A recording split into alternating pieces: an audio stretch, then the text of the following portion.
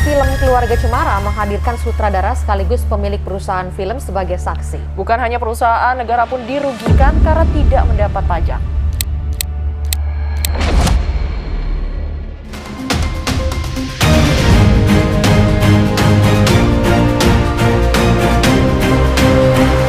Perkenalkan, nama saya Rafil Fransyah, NIM 20 10 11 40 19 11 dari kelas 08 TPLP 004. Dibuatnya video ini bertujuan untuk memenuhi tugas mata kuliah etika profesi dengan dosen pengampu Ibu Intan Kumalasari. Materi yang saya akan bahas yaitu adalah pirasi.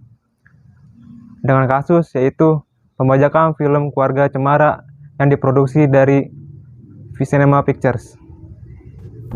Sebelum saya membahas kasusnya, saya akan menjelaskan sedikit apa itu pirasi. Pirasi adalah tindakan mencuri atau menggunakan karya orang lain tanpa izin. Pirasi merugikan para pencipta karena mereka tidak mendapatkan uang dari karya mereka yang digunakan atau dijual oleh orang lain. Pemerintah dan perusahaan berusaha keras untuk menghentikan kegiatan ini dengan membuat hukum yang lebih ketat dan teknologi yang lebih canggih. Dalam hal ini, pembajakan film seperti Keluarga Cemara menjadi contoh yang jelas dalam praktik pirasi yang merugikan. Film Keluarga Cemara yang dirilis pada tahun 2019 disutradarai oleh Yani Lawrence dan diproduksi oleh Visinema Pictures. Film ini merupakan adaptasi dari sinetron populer dengan judul yang sama dan menceritakan kisah keluarga sederhana yang penuh dengan nilai kebaikan dan ketulusan.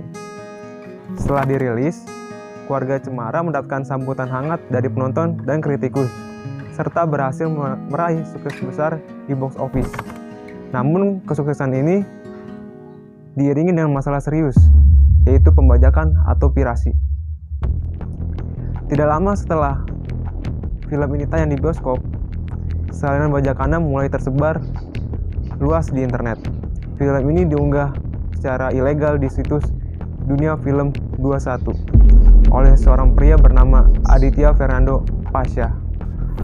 Penelusuran pihak berwenang mengungkap Aditya telah membajak 3.000 judul film lokal dan impor sejak tahun 2018. Tindakan ini dilakukannya untuk memperoleh keuntungan dari iklan yang dipasang di situs bajakan tersebut. Pada April 2020, PT Visinema Pictures melaporkan Aditya ke polisi. Penyidik Direktorat Tindak Pidana Cyber Bareskrim Polri kemudian menangkap Aditya pada 29 September tahun 2020 di Jambi. Saat penangkapan, polisi menyita berbagai barang bukti seperti buku tabungan, ATM, flash disk, laptop, perangkat komputer, dan handphone yang digunakan dalam aktivitas pembajakan. Aditya didakwa melanggar berbagai undang-undang terkait. Didakwa dengan Pasal 32 ayat 2, Pasal 48 ayat 2 Undang-Undang Nomor 11 Tahun 2008 tentang Informasi dan Transaksi Elektronik atau UU ITE, sebagaimana telah diubah dan ditambah dengan UU Nomor 19 Tahun 2016 tentang Informasi dan Transaksi Elektronik, Pasal 55 ayat 1 ke 1 KUP pidana. Kemudian terdakwa juga dikenakan pasal 113 ayat 3, pasal 9 ayat 1, huruf A, huruf B, huruf E, dan huruf G. Undang-Undang Nomor 28 Tahun 2014 tentang hak cipta, pasal 55 ayat KUHP. Pengadilan Negeri Jambi memvonis Aditya Fernando Pasha berinisial AFP selama 1 tahun 2 bulan atas kasus pembajakan film Keluarga Cemara karya Visinema Pictures. Pembajakan ini tidak hanya merugikan Visinema Pictures secara finansial, tetapi juga mengancam industri kreatif dan berkelanjutan karya seni di Indonesia. Langkah tegas yang diambil oleh pihak berwenang dan dukungan masyarakat sangat penting untuk mengurangi pembajakan. untuk menangani kasus pembajakan film seperti Keluarga Cemara, yaitu bisa dari satu, penegakan hukum yang ketat, seperti kerjasama dengan aparat hukum, terutama polisi cyber, untuk melacak dan menutup situs penyebar film bajakan. Terus mengambil tindakan hukum yang tegas terhadap para pelaku pembajakan, baik individu maupun jaringan terorganisir. Lalu yang kedua, distribusi yang lebih baik. Merilis film secara digital di platform resmi dengan harga terjangkau mungkin bisa menarik konsumen untuk memilih opsi yang legal.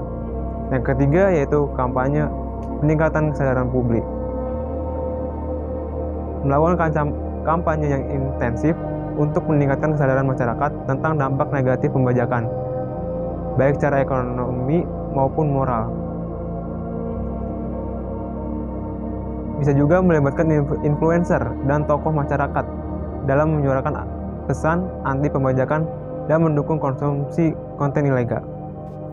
Yang terakhir yaitu bisa juga pengawasan konten online.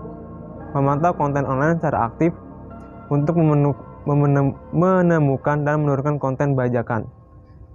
Kerjasama dengan perusahaan teknologi dan platform online untuk meningkatkan pengawasan konten ilegal dan mengambil tindakan yang diperlukan.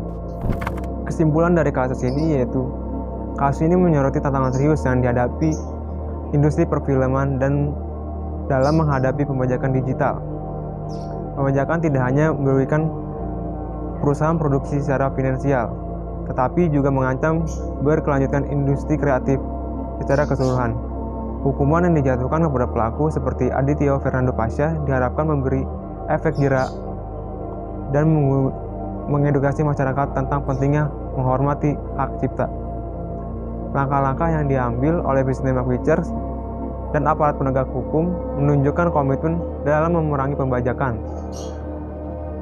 Penegakan hukum yang ketat disertai dengan kampanye publik untuk meningkatkan kesadaran tentang dampak negatif pembajakan adalah kunci untuk melindungi karya kreatif dan mendukung industri film nasional. Selain itu, penting bagi pihak terkait untuk terus mengembangkan teknologi anti pembajakan dan memperkuat kerjasama internasional dalam menangani jaringan pembajakan lintas negara. Konsumen juga perlu didorong untuk mendukung platform legal dan menikmati konten film sehingga ekosistem industri kreatif dapat berkembang secara sehat dan berkelanjutan. Sekian dari saya. Terima kasih. Wassalamualaikum warahmatullahi wabarakatuh.